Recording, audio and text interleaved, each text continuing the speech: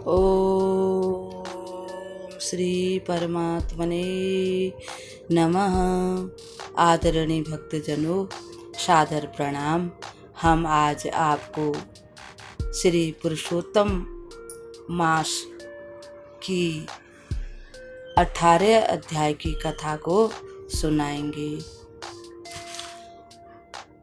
जय गणेश गिरिजाशुवन मंगल मूल सुजान, विनय करें सुर नर मुनि, देहु अभय वरदान, देहु अभय वरदान। अखंड मंडलाकारं व्याप्तं येन चराचरं, तत्पदं दर्शितं येन तस्मै श्री गुरवे नमः, तस्मै श्री गुरवे नमः। या कुन्देन्दु तुषारहार धवला, या शुभ्रवस्त्रावृता, या वीणा वरदण्ड मंडित करा, या श्वेत पद्मासना, या ब्रह्मा अच्युत शंकर प्रभृति वीरदेवे सदा वंदिता, सा मां पातुं सरस्वतीं भगवतीं निशेषजाड्यापहा। आदरणीय भक्तजनों, 17वें अध्याय में हमने सुना कि जो दृढ़ धनुआ हैं वे श्री वाल्मीकि ऋषि के मुख से अपने पहले जन्म की कथा को सुन रहे हैं और पहले जन्म में क्या हुआ, क्या क्या घटना हुई, ये सब वाल्मीकि ऋषि राजा दृढ़ धनुआ को बता रहे हैं। अब हम आज आगे की कथा को सुनते हैं। नारद जी ने कहा, हे तपश्रेष्ठ, उसके पश्चात क्या हुआ, यानी कि जो राजा दृढ़ धनुआ हैं उनके पहले जन्म के पुत्र जो कि गरुड़ जी के द्वारा वरदान से उत्पन्न हुए थे, जल में डूबने से उनकी मृत्यु हो गई थी। और उस समय वे ब्राह्मण थे, सुदेव नाम के ब्राह्मण थे। राजा दृढ़ धनुआ, उनकी पत्नी गौतमी नाम की ब्राह्मणी थी, तो वे शोक के समुद्र में डूब गए थे। अब नारद जी कहते हैं कि हे प्रभु, अब आगे क्या हुआ ये सब मैं जानना चाहता हूँ। और तब भगवान श्री नारायण बद्री धाम में नारायण को समझाते हुए कहते हैं कि उस समय ब्रह्म स्वरूप महर्षि वाल्मीकि जी ने राजा दृढ़ धनुआ से कहा कि हे दृढ़ धनुआ, मैं तुम्हारे पूर्व जन्म का वृत्तांत सुना रहा हूँ, तुम सुनो। राजा दृढ़ धनुआ अपने पूर्व जन्म की कथा सुनकर चकित होकर वाल्मीकि ऋषि से बोला। दृढ़ धनुआ ने कहा, ब्रह्म ऋषि, आपके द्वारा नवीन एवं अनेकों अनेकों प्रकार के जो वचन हैं उनको सुनकर भी मेरे को संतोष नहीं हो रहा है। मैं अपने पहले जन्म की कथा बारंबार सुनना चाहता हूँ और क्या घटना हुई थी मेरे उस जन्म में, अतः आगे की आप कथा सुनाइए। महर्षि वाल्मीकि ने कहा, हे भूमेश्वर, इस प्रकार उस ब्राह्मण के विलाप करने से उस वन में, उस सरोवर के किनारे यानी कि पूरी पृथ्वी पर घोर बादलों की गर्जना होने लगी। असमय ही उस समय बारिश होने की कोई संभावना नहीं थी। अचानक ही बादलों का आसमान में छा जाना, ये सब संभावना नहीं थी। फिर भी चारों तरफ से आसमान में बादल छा गए। बड़ी जोर से बिजली कड़कने लगी। चारों दिशाओं को कंपित करने वाली हवा चलने लगी। उस हवा से पेड़ झोंके खाने लगे और थोड़े ही समय में बारिश शुरू हो गई। इस प्रकार 1 महीने तक बारिश होते रही, जिससे पृथ्वी पूरी जलमय हो गई। पूरी पृथ्वी पर जल ही जल हो गया। किंतु जो उनका पुत्र था, उसके वियोग से वे इतने शोक में डूबे हुए थे कि शोकाग्नि से संतप्त सुदेव शर्मा कुछ नहीं समझ सका। उसको न दिन का ख्याल था उनकी ब्राह्मणी को और न रात का। वे ये भी नहीं जान पा रहे थे कि बारिश हो रही है, क्या हो रहा है, क्या नहीं हो रहा है। इनको शोक के कारण कुछ भी पता नहीं चला। उन्होंने अन्न जल का त्याग कर दिया था। सिर्फ अपने पुत्र को गोद में लेकर हे पुत्र तुम कहाँ चले गए हो, यह कहते हुए वह रोते जाते थे। ऐसे ही उनका 1 माह व्यतीत हो गया। यह मास भगवान कृष्ण का प्रिय पुरुषोत्तम मास था। अतः अज्ञान में ही ब्राह्मण द्वारा पुरुषोत्तम मास की अच्छी प्रकार से पूजा हो गई, व्रत हो गया। तब उस पुरुषोत्तम मास की सेवा से प्रसन्न होकर भगवान श्री कृष्ण ने उनको दर्शन दिया।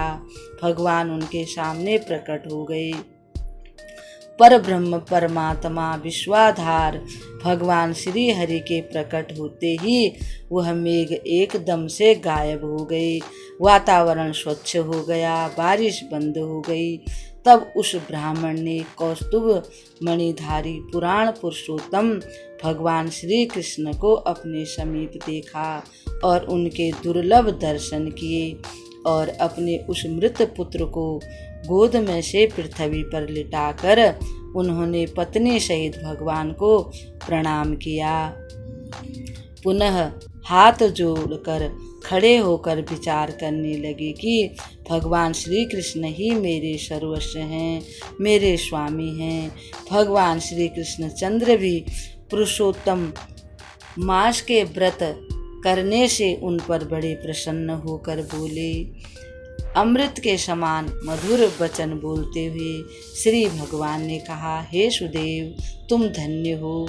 इस समय आप पूर्ण सौभाग्यशाली हैं। आपके सौभाग्य का वर्णन तीनों लोकों में कौन कर सकता है। हे तात, हे तपश्रेष्ठ, जो घटनीय भविष्य है उसका मैं वर्णन करता हूँ। यानी अब तुम्हारे जीवन में सुख ही सुख आने वाला है, उसको मैं बताता हूँ, तुम श्रवण करो।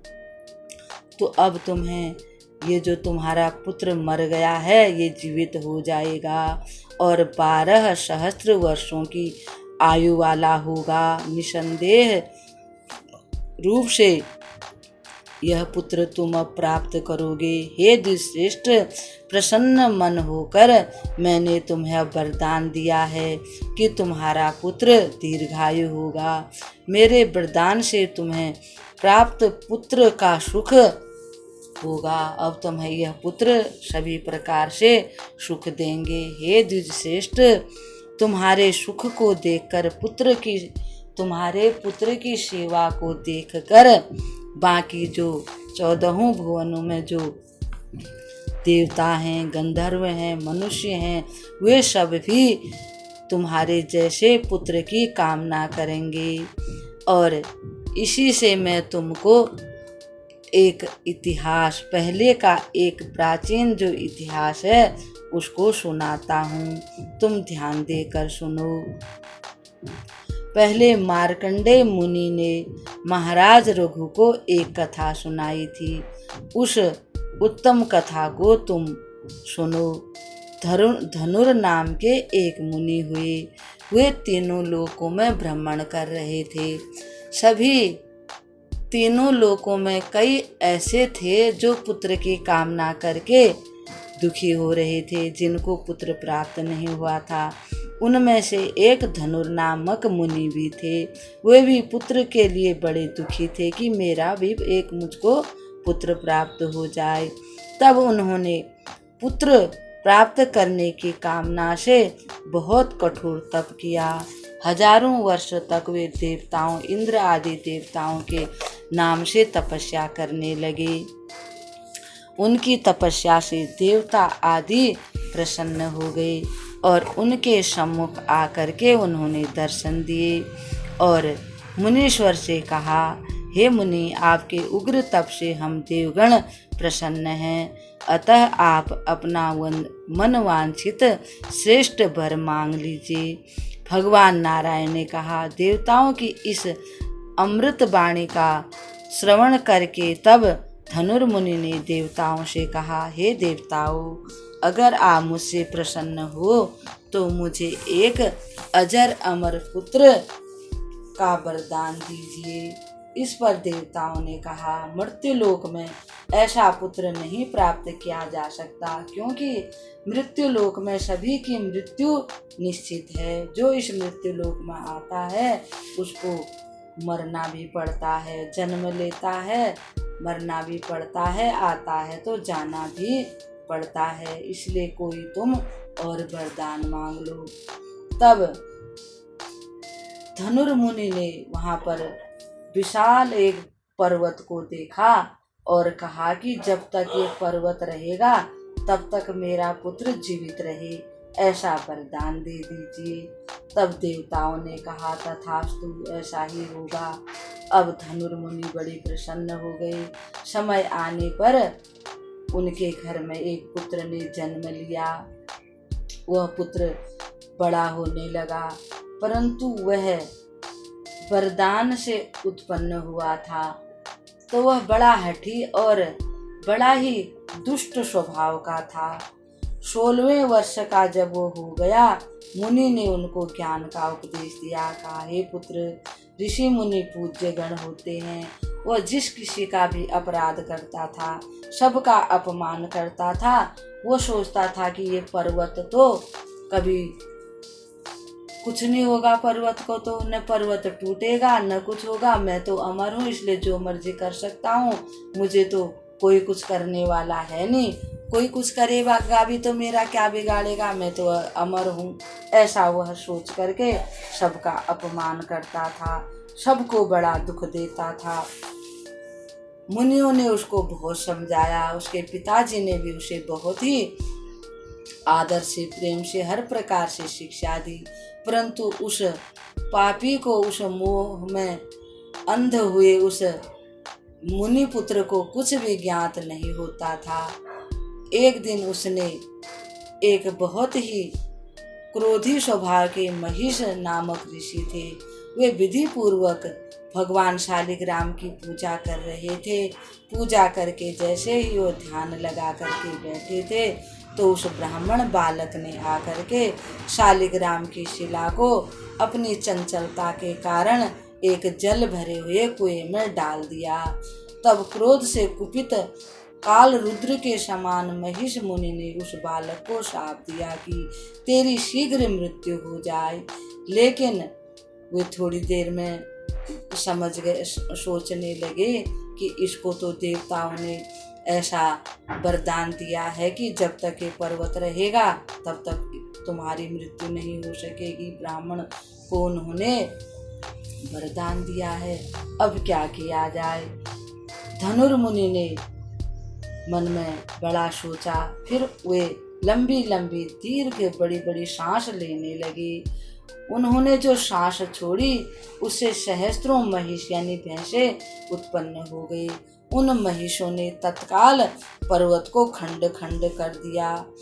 उनके सींग से वह पर्वत खंड हो करके सारे का सारा पर्वत मैदान जैसा हो गया। धनुर्मुनि का वह उपद्रवी पुत्र तत्काल ही मृत्यु को प्राप्त हो गया। तब पुत्र मृत्यु के घोर दुख से धनुर्मुनि अनेक प्रकार के विलाप करने लगे। हे पुत्र, तुम कहाँ चले गए मुझे छोड़कर?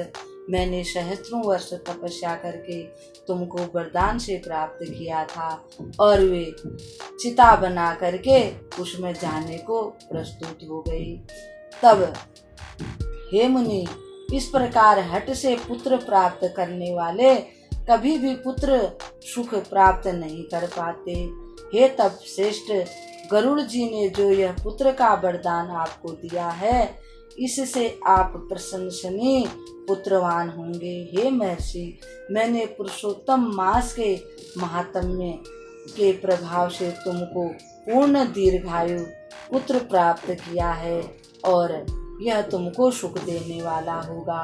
पुत्र सहित संपूर्ण गृहस्थाश्रम सुख को भोग कर आप ब्रह्मलोक को प्राप्त करेंगे। वहाँ दिव्य सुख देवगणों के वर्ष कर्मानुसार सहस्त्र वर्षों तक भोग कर पुनः पृथ्वी पर आपका जन्म होगा। तब हे दिव्य श्रेष्ठ ब्राह्मण, आप चक्रवर्ती सम्राट बनेंगे।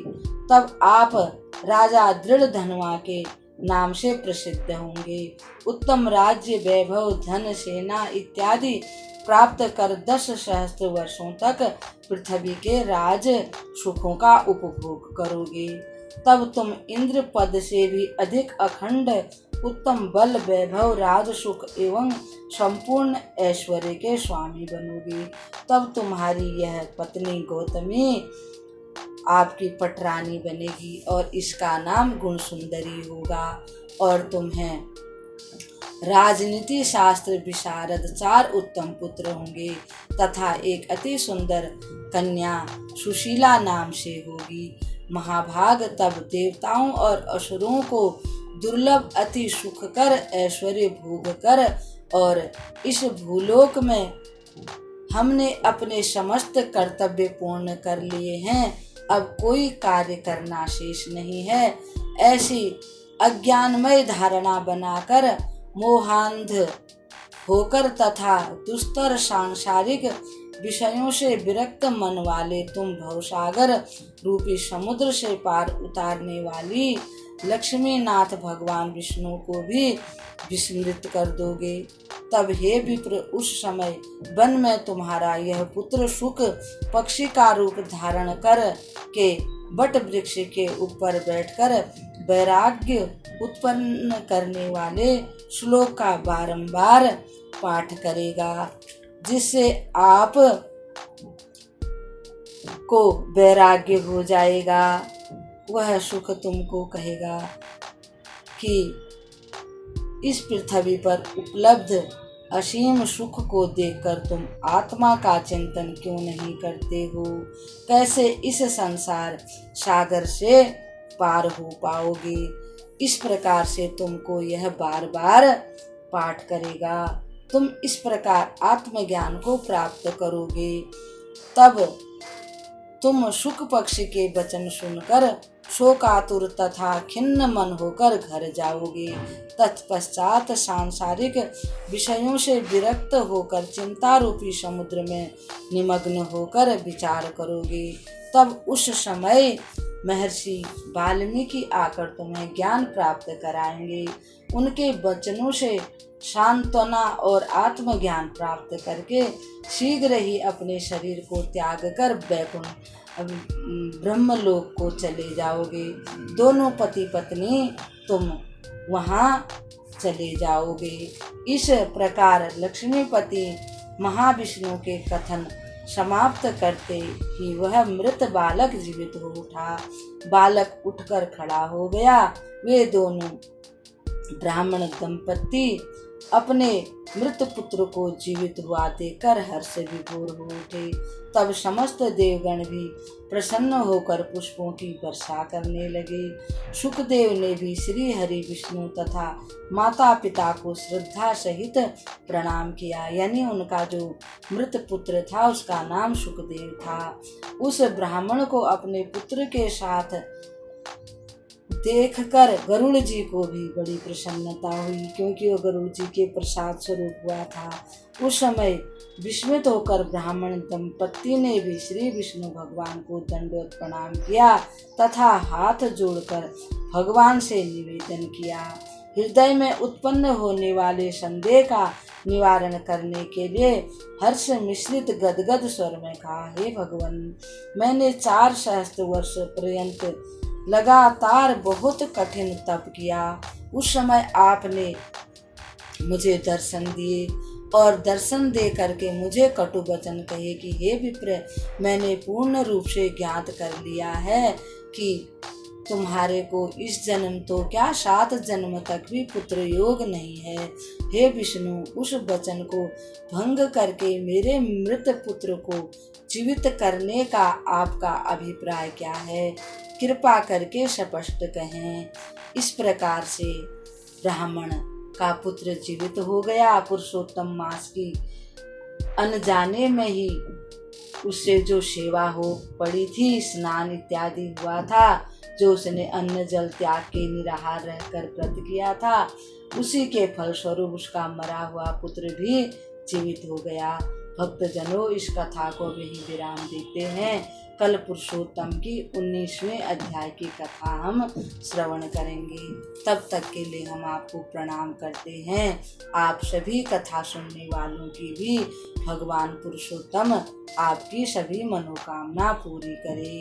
इति श्री बृहद नारदी पुराणे श्री पुरुषोत्तम मास महात्मने श्री नारायण नारद संवादे सुदेव पुत्र जीवनम नामा 18 अध्याय समाप्तः।